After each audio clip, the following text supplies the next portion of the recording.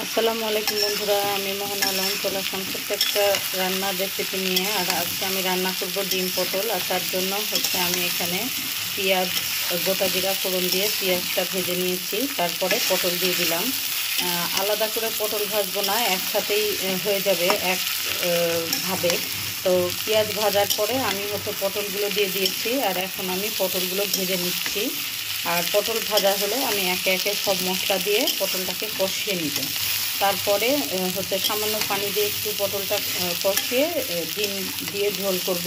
তো চলো দেখতে থাকো। তো এটা ভাজা হোক। আর এখানে আমি অলরেডি ডিম রেডি করে নিয়েছি।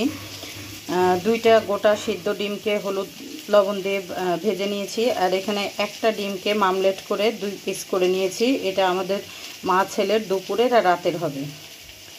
তো এক রান্নাতে 2 রকম খাওয়া হয়ে যাবে, ভালো না? তো এই যে এখানে পটল চলছে ভাজা। তো চলো পটলটা ভেজে নিয়ে আমি মশলা দিয়ে ফিরে আসছি। তো সব মশলা দিয়ে দিয়েছি। আদা রসুনের পেস্ট, ধনার গুঁড়া, জিরার গুঁড়া, মরিচের গুঁড়া। আর যেহেতু ডিমের ঝোল হচ্ছে এই জন্য একটু গরম মশলার গুঁড়াও দিয়েছি, তাহলে ভালো লাগে। এখন এটাকে একটু কষিয়ে নিয়ে আমি সামান্য পানি দিব, দিয়ে আবারও খানিকটা কষাবো যেন পটলটা মোটামুটিভাবে সিদ্ধ হয়ে যায়। তারপরে ঝোলের পানি দিব। তো বন্ধুরা, এই যে এখানে আমি পানি দিয়ে দিয়েছি, সামান্য পানি দিয়েছি। এখন এটাকে ভালোভাবে নেড়ে চেড়ে একটু ঢাকা দিয়ে দিব। ঢাকা দিয়ে এটাকে কষে নিব। তো এখানে দেখতেই পাচ্ছ পটলটা খুব সুন্দর করে কষানো হয়ে গেছে আর তেলের ওপরে চলে আসছে। তো এখন আমি ঝোলের পানি দিয়ে দিব। তো এই যে ঝোলের পানি দিয়ে দিলাম। আর পটলটা মোটামুটি সিদ্ধ হয়ে গেছে। দেখতে পাচ্ছ কষানোর ফলে তরকারির কালারটা কিন্তু খুব সুন্দর আসছে। আর আমি ভাজার সময়তেই পটলে লবণ দিয়ে দিয়েছিলাম, ওই জন্য এখন আর লবণ দিব না, বেশি করে দিয়েছিলাম। ঝোলটা ফুটে উঠলে তখন টেস্ট করে তখন লবণ লাগলে লবণ দিব, না হলে দেওয়ার দরকার নাই।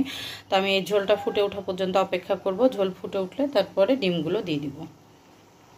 তো বন্ধুরা, এই যে ঝোল সুন্দর ফুটে গেছে। তারপরে লবণটাও আমি চেক করে নিয়েছি। আর এখন আমি দিয়ে দিব এই যে ডিমগুলো। আর পটলও একেবারে ঠিকঠাক মতো সিদ্ধ হয়ে গেছে। তা এখন আর বেশিক্ষণ আর এটা করতে হবে না, জাস্ট ডিমের মধ্যে ঝোলটা ঢুকলে, লবণটা ঢুকলে একটু ফুটিয়ে নিলে আমার রান্না কমপ্লিট। আর আমি বেশি ঝোল রাখবো না বলে ঝোলটাকে অনেকটাই কমিয়ে নিয়ে তারপরে ডিম দিলাম। আর বেশি যদি ঝোলের মধ্যে ডিম ফুটায় তাহলে ডিমটা একদম মানে ভেসে নরম হয়ে যাবে। তো এই রেসিপিটা কে কে পছন্দ করো? এই পটল দিয়ে ডিমের ঝোল আমার কিন্তু খেতে খুব ভালো লাগে। পটল দিয়ে আমার মুরগির মাংস ভালো লাগে। পটল দিয়ে যদি একটু মানে অল্প ঝোল দিয়ে করা যায়, মাখো মাখো, খুব মজা। তো অনেক দিন পরেই আমি এই রান্নাটা রান্না করলাম। আর দেখতেই পাচ্ছ কালারটা কি সুন্দর আসছে। আর এখানে আমি একটু ভাজা জিরার গুঁড়া ছিটিয়ে নামিয়ে নিব। একটু ঢাকা দিয়ে ফুটিয়ে নিয়ে ভাজা জিরার গুঁড়া দিব, দিয়ে নামিয়ে নিব। তো বন্ধুরা, এই যে দেখো রান্না প্রায় কমপ্লিট। এখন চুলাটা অফ করে দিব। আর ভাজা জিরার গুঁড়াও আমি দিয়ে দিয়েছিলাম। তো দেখছো রংটাও খুব সুন্দর কালার এসছে, একদম টকটকা কালার। আর আমি এই রকমটাই চেয়েছিলাম। পটলের তরকারিটা একটু যদি ঝাল ঝাল লাল লাল হয় তাহলে খেতে ভালো লাগবে। তো ঠিক আছে বন্ধুরা, আমি আজকের মতো বিদায় নিচ্ছি। আল্লাহ হাফেজ। আমি মোহন আলম চলে যাচ্ছি নতুন কোনো একটা ভিডিও নিয়ে, আবার ফিরে আসবো। তো বন্ধুরা, এই তরকারির ফাইনাল লুক। আর এখন খাওয়ার পালা, মা ছেলে খেতে বসবো। তো দেখতেই পাচ্ছ কত সুন্দর হয়েছে। আর আশা করা যায় খেতেও সুন্দর হবে, দারুণ হবে।